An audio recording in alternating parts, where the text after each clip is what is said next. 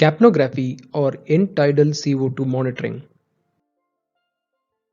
Here we will discuss certain important terminologies, the principle and physiological basis of capnography, types of capnography, the normal and abnormal waveforms, and their clinical application.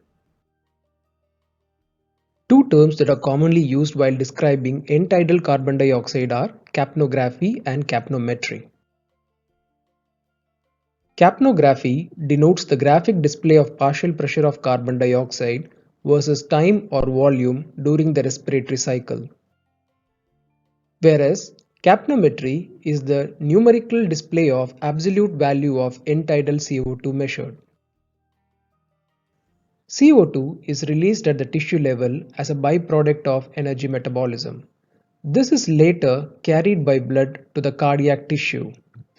From the heart, it reaches into the lung where the alveolar gas exchange takes place, and finally CO2 is released into the atmosphere through the lungs.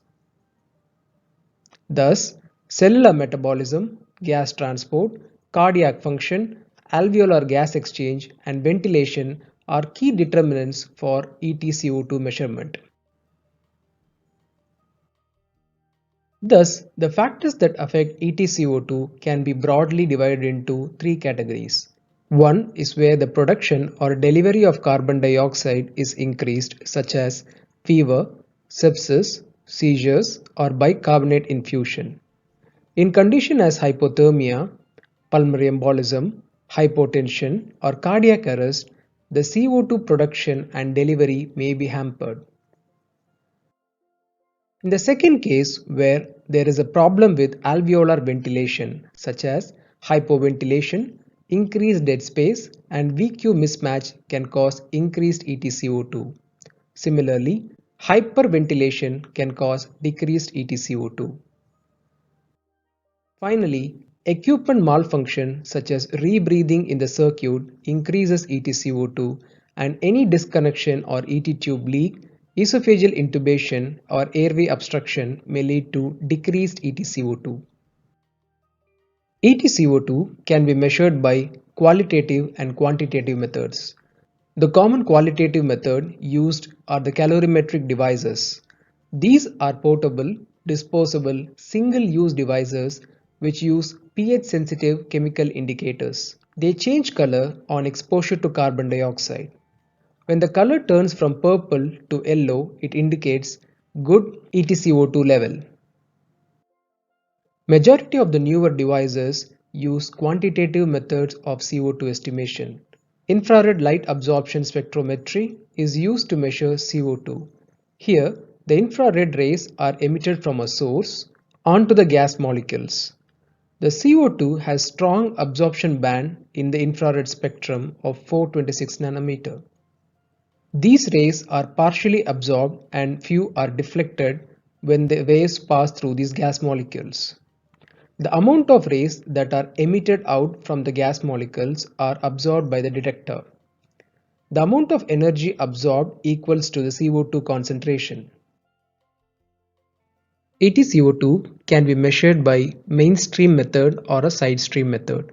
In mainstream, the infrared source and the detector are placed in line with the patient ventilator tubing. In side stream, the adapter uses a sampling tube and the sensor and display are away from the ventilator circuit. As one can observe here, in mainstream, the detector is placed in the ventilator circuit, whereas in side stream, a small sampling line samples the carbon dioxide and the analysis occur distant from the patient. The advantages of mainstream are a fast response time and ease of calibration. The disadvantages include increase in dead space. It is quite heavy, hence a potential for disconnection or obstruction, and it needs heating to avoid condensation. Side stream, on the other hand, is of light weight with minimal dead space and easy to connect. It can also be used in non-intubated and in prone positions as well. However, the disadvantages include a delayed response time, necessity to scavenge gas, and there is a potential for gas mixing in the sampling tube. Time capnography denotes the graphic display of carbon dioxide concentration versus time.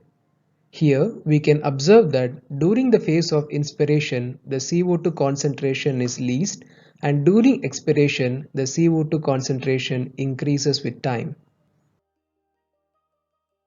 There are four phases in time capnography: phase 1, 2, 3 and phase 0 or phase 4.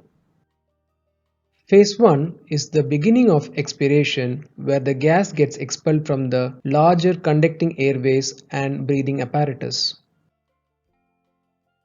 Phase 2 is the second phase, where mixing of expired air from anatomical dead space and the alveoli occur, characterized by a steep increase in CO2. Phase 3 denotes the alveolar plateau phase, which exclusively represents the alveolar CO2. The highest level of CO2 that is obtained during the end of expiration denotes the end tidal CO2. This is followed by the inspiratory phase, represented as phase 0 or phase 4, where the CO2 reduces dramatically in response to inflow of fresh air. A normal tracing always returns to baseline prior to the next respiratory cycle. Apart from this, alpha and beta angles are also commonly used to diagnose certain conditions. Alpha angle is the angle between phase 2 and phase 3. Normally, alpha angle is about 100 to 110 degrees. An increase in alpha angle may suggest VQ mismatch or bronchospasm. Beta angle is the angle between phase 3 and the beginning of phase 0. Normally, beta angle is about 90 degree. Similar to time capnography, volume capnography is a graphic display of CO2 concentration against exhaled volume. Here, the area X denotes the total volume of carbon dioxide exhaled.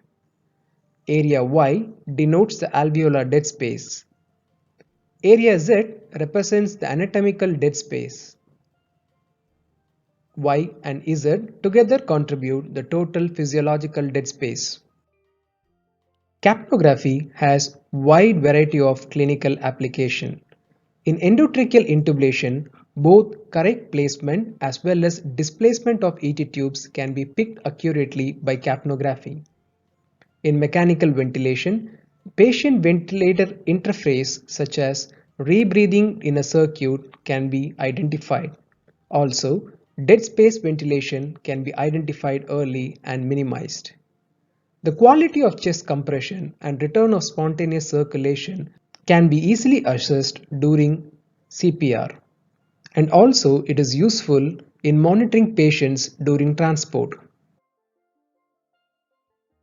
Let us now discuss certain abnormal waveforms that are pathognomonic of certain disease conditions. In these examples, we'll assume that the normal EtCO2 is 40. In the first condition, you see that the respiratory rate is less than normal and the EtCO2 is above 40. This suggests hypoventilation, which can be due to a central or peripheral cause. In the next example, we see that the patient is breathing at a higher rate and causing lower EtCO2 values than normal, suggesting hyperventilation. Both increased rate and tidal volume can cause a decrease in EtCO2.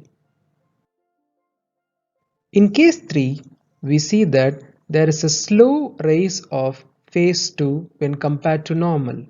This suggests obstructive airways. As we know, the normal alpha angle is about 100 to 110 degree. In this condition, the alpha angle widens or in many cases is not measurable in cases of airway obstruction. This produces a classical shark fin appearance. Fixed obstruction of large airways and airway foreign body may cause a slow rise in both phase 2 and a slow fall in phase 0 as both expiration and inspiration are affected by the fixed obstruction. In certain thin individuals and children, we may observe serrations in the capnographs. These are suggestive of cardiogenic oscillations and may also be observed during both phases of respiratory cycle. In patients who are mechanically ventilated and paralyzed during the return of spontaneous breathing, one may notice indents in the phase 3 suggestive of spontaneous respiratory effort.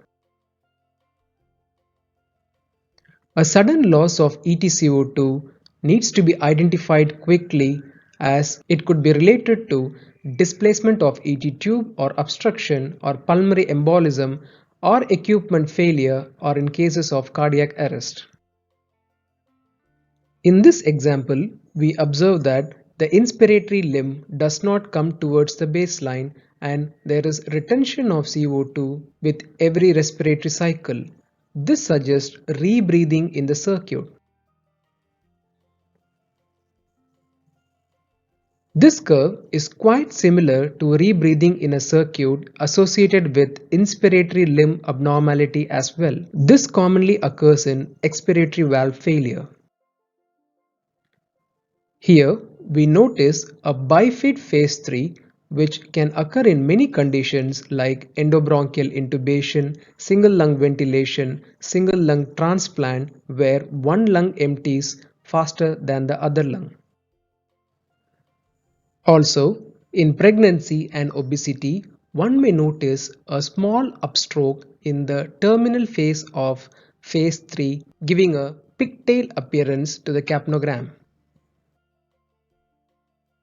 Capnography has become an important component in cardiopulmonary resuscitation.